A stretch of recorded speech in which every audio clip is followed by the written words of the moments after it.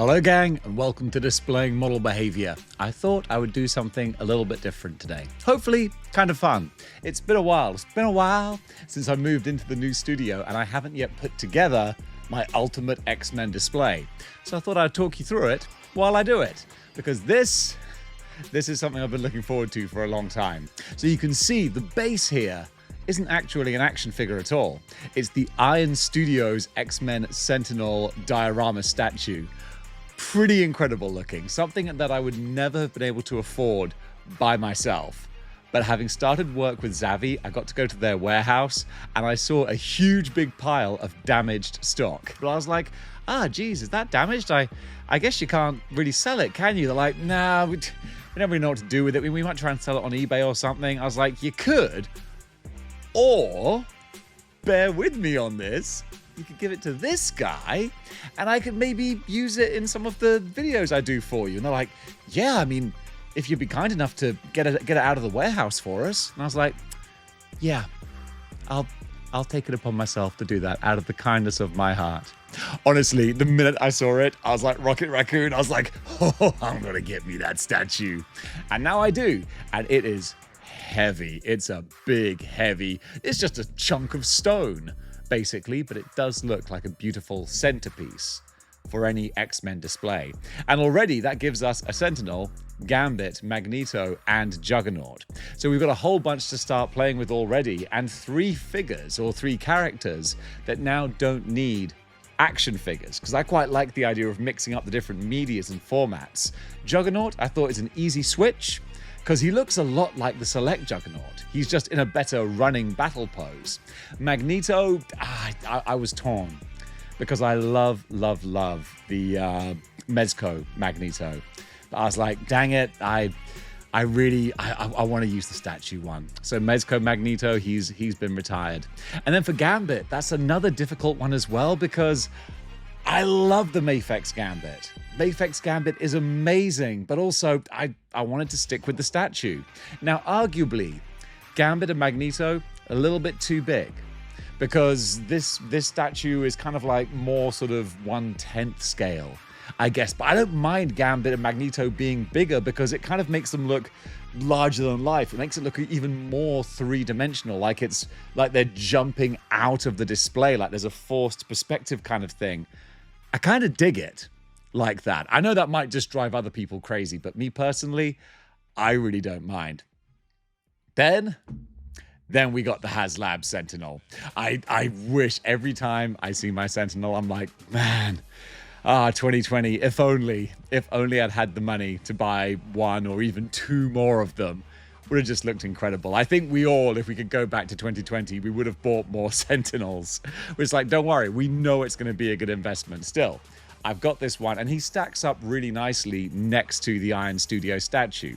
Of course, they're slightly different designs, but that's fine. They're just different models of Sentinel. I got no problem with that.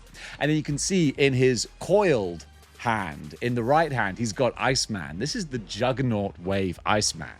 So this is an old Iceman, but honestly, for me personally, my aesthetics, I still think it's the best one. It's certainly my favorite one still, because I just feel like the retro one is a bit too retro. I like Iceman to be jagged with hair. The Mafex one is coming out soon, but honestly, I don't know if I can justify the expensive upgrade. I still like this old Juggernaut Wave one. And then Rogue is a little bit of a kit bash. It's the Retro Wave Rogue with the Pyro 2-pack head, because it's one of the few Rogue heads that actually has her in a kind of a battle sort of pose. So I really like that. And since she's a flying character, I like to have her elevated off the ground in the clutches of the Sentinel, because also she's one of the characters who could actually survive being squeezed by a Sentinel. She'll shake it off.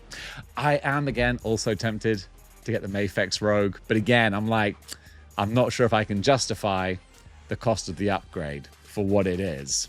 Then we're going to move on to the old Knucklehead Wolverine, the Mezco Wolverine for me, because he comes with a Sentinel base. So now we got 3 different Sentinels in the display. One of them not doing too well, and the one in the middle isn't doing great either.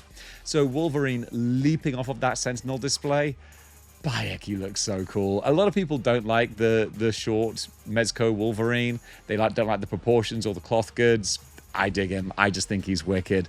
I was tempted for a second to think maybe I could have used the Capcom Wolverine, but again, I love using different lines. Just fills me with a bit of joy seeing the different companies all coming together with their different aesthetics.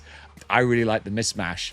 Then, time to bring in some more villains. So since Magneto is here, might as well build out some Brotherhood type characters. So the Blob Deluxe figure, genuinely one of the best Marvel Legends over the last 2 years.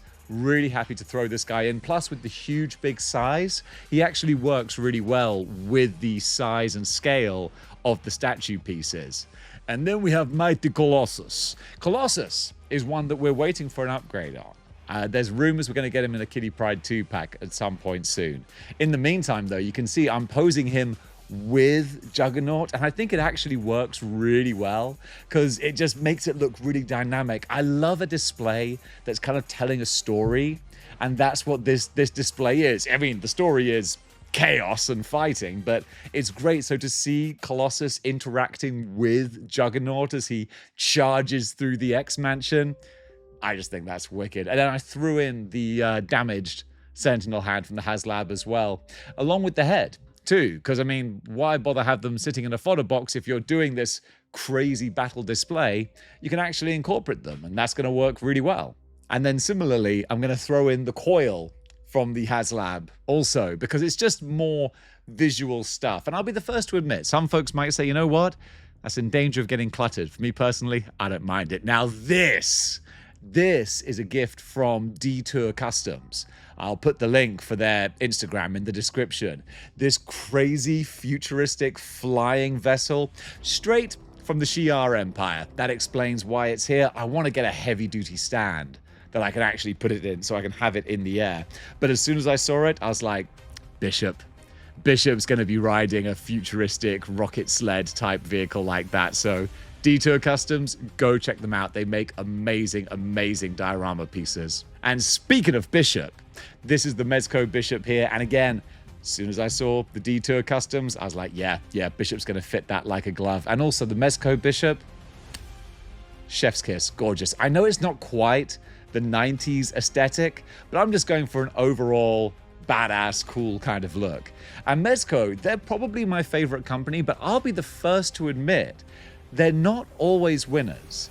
Mezco can take a big swing sometimes, and it doesn't always pay off with some of their characters. But when they nail it, ah man, they just look so, so great. So Bishop, yeah, absolutely one of my favorites. And then Sabretooth from the Wolverine 2-pack, Jim Lee's Sabretooth, having him throw down against Wolverine. I mean, that just makes sense. It's a story that writes itself. If I had my hands on it, I wouldn't mind using the Select Sabretooth because he's just so much bigger. But he does kind of show his age a little bit, but it would be nice to have some Select representation. Then, Retro Beast with the lab coat. I feel like in this pose, the Jim Lee rah, going into battle kind of head would arguably work better, but I just really love the Dr. McCoy look with the lab coat and the glasses. I mean, hey, you can just imagine he was down in the lab when the Sentinels and the Brotherhood attacked and all heck broke loose. So he had to just come up topside and be like, oh my stars and garters. Apparently we are going to be getting, if rumors hold true, a Mafex beast, which I think could possibly look kind of gorgeous, but also maybe be a little bit small as well, because Mezco do tend to scale kind of small compared to Marvel Legends, as we're going to find out later in this video. And now we have the Apocalypse. Select Apocalypse, there you go. Ask and you shall receive. We've got some Select representation here. This is probably my go-to Apocalypse. I feel like I like the size and the scale and the old school 80s X Factor kind of look, but I don't think that we've nailed Apocalypse yet. The Marvel Legends Build-A-Figure is still fantastic, but really for a display this size, kind of wish I had the old Toy Biz one, actually, because then you could have another towering figure over on the left-hand side of the Sentinel. The Sentinel's left, not our left as we look at it. That gets confusing. But yeah, I would love a bigger Apocalypse. If we could get a HasLab Apocalypse one day, that would be deadly, but I'd be all in on that. Then Jubilee, once again, one of those characters that we have had a Mezco version of, and the old 2020, 2022 Dave he would have totally upgraded to the Mafex Jubilee. But these days, I'm trying to be a little bit more cautious. So you know what? The Marvel Legend, she's fine for what she is. Certainly when she came out back in the day, she was an exceptional Marvel Legend with the different heads, the bubblegum, the bright popping colors. Yeah, she was actually really, really good fun. Now, yeah, she's not the best high-end figure in the world, but you know what? Having her kind of hiding behind Bishop in the diorama, I think that actually works really nicely. So I'm happy to keep this one around. Maybe one day, if I'm feeling super froggy, I might upgrade to the Mafex. Now, this is kind of cool. I managed to find a whole set of the Toy Biz Sentinel diorama pieces that someone was selling at London Comic Con earlier this year. So each one of these was $5, and yeah, that was an easy deal for me. In fact, I think I haggled them down a little bit as well. Thank you very much, kind sir, who was looking to make a sale. So just to have these strewn around the debris and the rubble, that's absolutely perfect. So obviously it's different versions and looks of Sentinels, but that's fine. I guess Oliver Trask just threw everything, including the kitchen sink, at them. So we've got all these different Sentinel models coming after the X-Men and the Brotherhood, but again, it's telling a story, and I love that. Then Psylocke, we got the Mafex Psylocke, who will probably be replaced with the Marvel Legends one, because I like the Mafex Psylocke, but also she's a bit fimbly-bimbly. She's a little bit small. She's not really got kind of the curves that the Capcom style one has, which I think really do lend themselves to the character of Psylocke. The Mafex has some great qualities. I love the metallic paint job on her costume. She's got the swords, katanas, the power effects, so there's nice stuff going on there. But she does feel a little bit undersized, and also one of the biggest crimes for any martial arts type character, you can't really point her toes properly. That's something that's really frustrating for a lot of Mafex female characters. Like their heels are really kind of thick, their ankles are thick, and you can't point the toes. So she looks kind of club-footed for a ninja, but there you go. Clearly time for an upgrade. And since this is the 90s, we've got to have proper 90s Archangel, a character who, again, begging for an upgrade. I would love a new version of Warren Worthington, ideally with the white and blue Halo costume. That would be great to have him around Apocalypse and Psylocke. Those three together make a lot of sense for this 90s kind of display. Warren Worthington always looking to even the score against Apocalypse. And with a flying character like this, I would want to have him ideally high up, but there's no real stand I have to really elevate him high in a good, effective kind of way. So instead, you'll see later, behind the Sentinel, I've got him sort of perched in a flight stand, just kind of like making a beeline for Apocalypse. So it kind of works, but really, I'd love to see an upgrade to that character. Now, Mafex Storm, I have to admit, I actually lost my cool. There is an edit in this video because Mafex Storm is good, but her shoulder pads, they keep popping out. It's like the little bits to put in there, just so frustrating. They just don't hold, so they fall out, the shoulder pads fall off, the cape falls down. It's really annoying. I hate doing anything to alter my action figures. I like to have them as like pristine as possible, but it was in the course of making this diorama, I was like, right, that's it. I'm gluing it. Stop everything. We're sitting down and we're gluing Storm's shoulder pads on. You know what? Best thing I ever did. Now then, Mezco Cyclops. There's a whole bunch of great Cyclopses out there. A lot of people, I will admit, don't like Mezco Cyclops because he doesn't have the yellow underpants. And honestly, I would rather he did. So do I. I wish he had the full-on 90s costume, but for whatever aesthetic reasons, they were like, nah, that would be silly. He can't have his underpants on the outside. So instead, we've got the slightly less comic accurate version, but I still really love what they did with the cloth goods and the paneling that's on his suit, making it look a bit more kind of real and practical. Also, the soft goods bomber jacket and the huge optic blast. It really is like a striking Scott Summers. And you got to finagle his hands a little bit to get the temple tapping pose, but you can do it. And when you do, and you have him sort of lurching, running forwards into battle, firing out the optic blasts, yeah, it looks awesome. And let's face it, the last couple of years, have been the resurgence of Scott Summers. So he gets to have pride of place in this display. Then Jean Grey, and Jean Grey is a frustrating one because I want to have the yellow and blue 90s costume, but I really don't think there's a good version of it. This is the Mafex, and even this isn't great. I don't like the head sculpts. All of them make her look like a 1980s Beverly Hills housewife. Her power effect is just a weird pink blob. Her articulation is blah. The more I talk about it, the more I'm like, no, not a fan. I think genuinely probably the best Jean Grey figure out there is the super duper Marvel Legends Phoenix one, but I don't want the Phoenix costume. I'd kind of like the Phoenix display stand.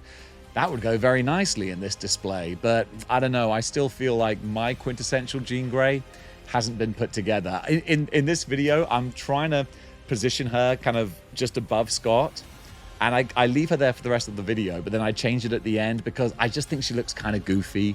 And having her slap bang in the middle of the display, I'm like, nah, we gotta hide you around the back. Now we've got Cable, so we have some Revoltech representation as well. One of my favorite Revoltech figures, and one that's quite old now, but he is about to get a version 2 upgrade, which has got some nice extra bells and whistles, but really just the OG one. He's still great. The only dubious piece about him is that he's a bit like Buckaroo.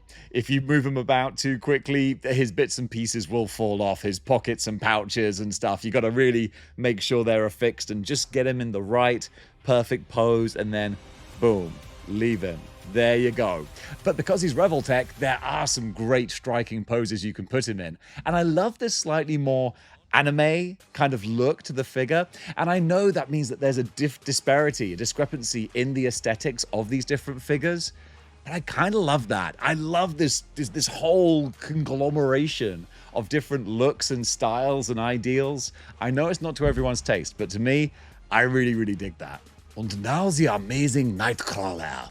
And we should be getting a new Mafex Nightcrawler coming out quite soon. I say should. That has been revealed, hasn't it? I lose track of what's been revealed and what hasn't. It would be nice to upgrade this because my old Marvel Legend, he is good, but also his leg is a bit super warped now and he's a bit gummy. He's very much showing his age. Marvel Legends, they age about as well as I am right now. So he's got some city miles on him. But in a flight stand with his what do you call this kind of sword? Swashbuckling type sword. Well, with that held over his head, his fun expression in the tail, he's still a really great character.